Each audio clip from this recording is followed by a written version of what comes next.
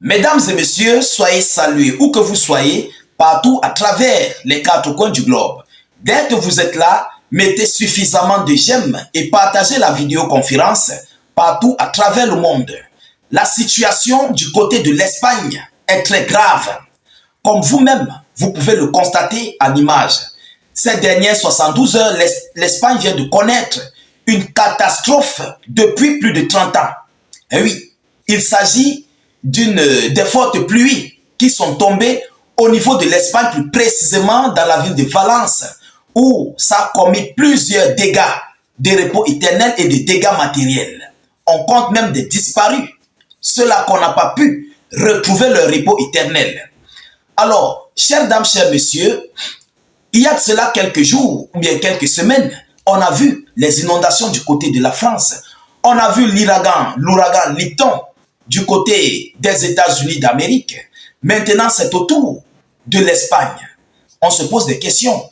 Est-ce que c'est la colère de Dieu qui est en train de s'abattre sur les Occidentaux?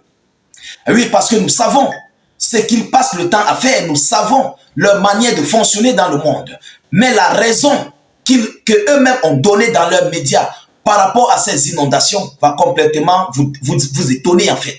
Ça va vous dépasser. Ils ont donné une raison vraiment à dormir debout. Ah oui, il faut le dire ainsi. Alors, permettez-moi de vous donner l'annonce officielle et puis nous allons entrer tout droit dans les décorticages et les analyses. Selon les informations, ces inondations ont envoyé 72 repos éternels, y compris les disparus, donc ceux-là qu'on n'a pas pu retrouver leur repos éternel.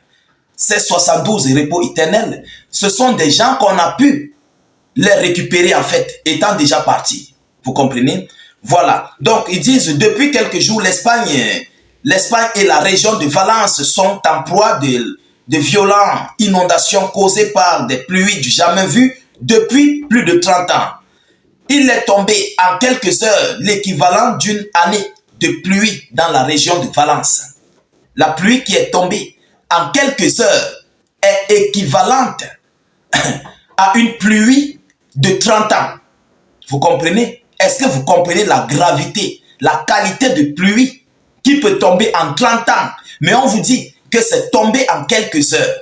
Mesdames et messieurs, alors, selon la suite des informations, on nous dit que la province de Valence entièrement a été coupée du monde, du reste du monde, par d'énormes embouteillages, des ponts et des routes se sont effondrés et les lignes ferroviaires ont été désactivées. Même les avions, même les vols ont été interdits.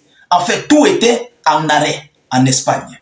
Et oui, concernant le domaine portuaire, domaine routier, plusieurs domaines en fait, tout a été stoppé, complètement coupé des trois parties du monde. Bon, les sauveteurs espagnols ont pu sauver quelques personnes, ceux-là qui étaient ici dans des difficultés. Mais la raison que les Occidentaux donnent par rapport à cela est une raison à dormir debout. Les Occidentaux accusent le réchauffement climatique. Oui, ils disent que c'est par rapport au réchauffement climatique que nous sommes en train de voir ces différentes pluies et ces différentes inondations. Bon, on va d'abord se poser quelques questions. Les qui réchauffent ce monde par rapport, ou bien comme les Occidentaux, ce sont eux qui ont des grandes usines. Ce sont eux qui ont plus de véhicules dans le monde. Ce sont eux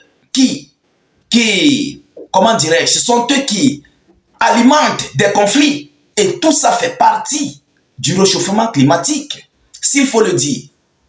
Vous comprenez? Ce sont eux-mêmes qui sont à la base. Ils accusent un réchauffement climatique, mais pourtant ce sont eux-mêmes qui sont à la base. Alors, lorsque vous allez lutter contre ce réchauffement climatique, vous allez vous retrouver d'être face à eux, parce que on serait sur le point de faire des contradictions avec leurs décisions. Je vais prendre l'exemple.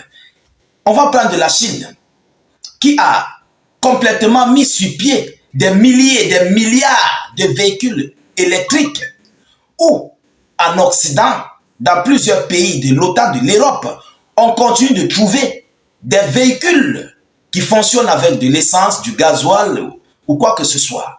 Mais l'Occident a complètement surfacturé le développement ou bien ils ont surfacturé les taxes de la Chine concernant ici dans son transport des véhicules électroniques. Pourtant, ces véhicules électroniques peuvent bien lutter contre le réchauffement climatique pour bannir le système du diesel, le système d'essence. Vous comprenez? Alors, si déjà on va bannir le système de l'essence, le pétrole et autres, on va se retrouver que eux-mêmes, les Otaniens, les Occidentaux et les Américains, dans le domaine du pétrole, ils ne vont pas s'en sortir. Le marché du pétrole va complètement chuter. Et vu que le pétrole est lié au dollar, mesdames, mesdemoiselles et messieurs, les États-Unis vont s'effondrer. Ce réchauffement climatique vient de qui et par qui? Voilà l'une des raisons. On va prendre la deuxième raison. Vous savez, ce sont eux qui développent les armes lourdes, des armes de combat, des armes stratégiques. Et tout ça fait partie du réchauffement climatique. Il y a des conflits. Oui, il y a des conflits qui font partie du réchauffement climatique. Les qui financent ces conflits, ce sont eux-mêmes les Américains, les Otaniens, les Occidentaux. Ce sont eux qui sont derrière les financements de ces conflits. Et c'est ça qui apporte aussi le réchauffement climatique. Nous, chez nous en Afrique, lorsque vous voyez, on n'a pas assez d'industrie qui peut complètement faire un développement rapide du réchauffement climatique. Mais en Europe, il y en a assez, en abondance. Lorsqu'on va venir lutter contre ça pour essayer d'apaiser ici, pour essayer de limiter le réchauffement climatique, ce sont les mêmes qui vont s'opposer. Et aujourd'hui, voilà les conséquences qu'ils sont en train de subir. Pourquoi c'est seulement eux? Pourquoi c'est seulement dans leur zone, dans leur localité? Bon, pour trouver ça en Afrique, ce n'est pas si facile, c'est très rare. On compte quelques pays en plusieurs années. Mais chez eux, toutes les années, on va trouver qu'il y a une inondation quelque part, inondation là-bas, inondation par-ci. Vous comprenez? Donc, selon leur propre raison, qui est le réchauffement climatique, pourquoi ne pas trouver une raison à cela? Et de continuer de laisser les gens aller au repos éternel de cette manière. Vous-même, sachant que c'est grâce au réchauffement climatique. Mais entrez pour lutter contre ça. Et comme ils ne peuvent donc pas le faire, parce que s'ils essayent, mesdames, mesdemoiselles et messieurs, ce sont eux-mêmes qui vont voir la route de l'effondrement de leur propre réchauffement climatique. Et oui, ils vont s'effondrer. Parce que si le système, le business des armes s'écoule, si on arrête le business des armes, il n'y aura plus de conflit. Et leur business va s'arrêter. Si on arrête le système du pétrole, du gaz, comment dirais le système du pétrole, du gasoil dans les véhicules, la Chine va prendre le dessus. Et ça va complètement les porter un coup dur dans leur économie. L'économie européenne, l'économie américaine. Ce sont eux qui sont les patrons du pétrole au monde. Il faut le dire. Ce sont eux. Et si on met les véhicules électroniques dehors, ils ne vont plus avoir la mangeoire. Ils ne vont plus se développer. Bon, il y a plusieurs aspects. J'espère que vous-même, vous pouvez donner d'autres aspects. On ne peut pas tout citer dans cette vidéoconférence. Alors, mesdames, mesdemoiselles et messieurs, voilà leur raison, la raison que les Occidentaux ont donnée par rapport au réchauffement climatique qui fait suite ici à des multiples inondations dans le monde, plus précisément sur les pays de l'Europe. Alors, qu'est-ce qu'on doit dire à cela par rapport à cette affaire? Mesdames, mesdemoiselles et messieurs, il faut que l'Europe trouve des solutions. Il faut que les Américains trouvent des solutions par rapport à cela. Essayer de limiter tout ce qui peut causer un réchauffement climatique. C'est par rapport à cela qu'il y a des inondations. Ah oui, il faut le dire. Alors, je vais devoir mettre terme à cette vidéoconférence. Nous continuons de suivre cette actualité de près. De votre côté, rassurez-vous de partager au maximum la vidéoconférence, de la mettre surtout partout à travers le monde.